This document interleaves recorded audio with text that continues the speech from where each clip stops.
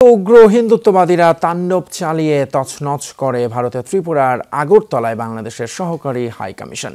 সোমবার গেরুয়া পতাকা নিয়ে মুখোশ হেলমেট পরে পুলিশের উপস্থিতিতে এই হাই কমিশনে ব্যাপক হামলা চালায় শত শত হিন্দুত্ববাদী জঙ্গি। এ সময় ছিঁড়ে ফেলা হয় বাংলাদেশের জাতীয় পতাকা। অন্যদিকে বেনাপোল পেট্রাপোল সীমান্ত ঘেরাও কর্মসূচি পালন করছে বিজেপির নেতৃত্বাধীন সনাতনী ঐক্য মঞ্চ। এ সময় মুসলমানদের বয়কটের পাশাপাশি তাদের উপর হামলারও নির্দেশ দেন বিজেপি নেতা শুভেন্দু অধিকারী।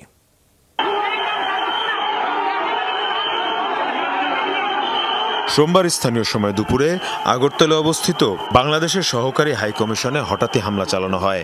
মুখোশ হেলমেট পরে গেরুয়া পোশাকধারী শত শত হামলাকারী পুলিশের উপস্থিতিতে তাণ্ডব চালায় পুরো সহকারী হাই কমিশন প্রাঙ্গণে।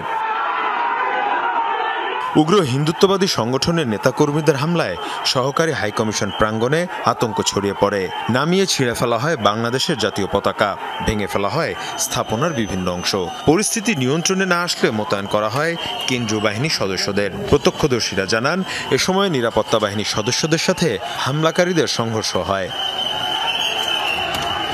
এদিকে বাংলাদেশ সীমান্তের বেনাপোল পেট্রাপোল অংশে ব্যাপক সমাবেশ করে বিজেপি নেতৃত্বাধীন সনাতনী ঐক্য মঞ্চ।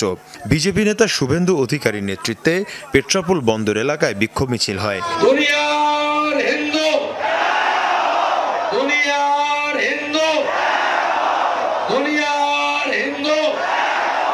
এ সময় বাংলাদেশ বিরোধী বিভিন্ন স্লোগান দেওয়া হয় মিছিল থেকে। হুমকি দেওয়া হয় মুসলমানদের উপর হামলারও।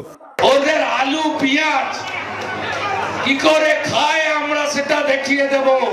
আমাদের নাম ভারতবর্ষ। রোহিঙ্গা মুসলমানদের খুঁজে খুঁজে চুলের মুঠি ধরে বের করবেন তো? জয় জয় শ্রীরাম, জয় জয় শ্রীরাম। এর আগে কলকাতায় বাংলাদেশ উপ হাইকমিশনে একাধিকবার হামলা এবং ঘেরাওয়ের চেষ্টা করা হয়। মীর মুশফিকা হাসান, যমুনা নিউজ।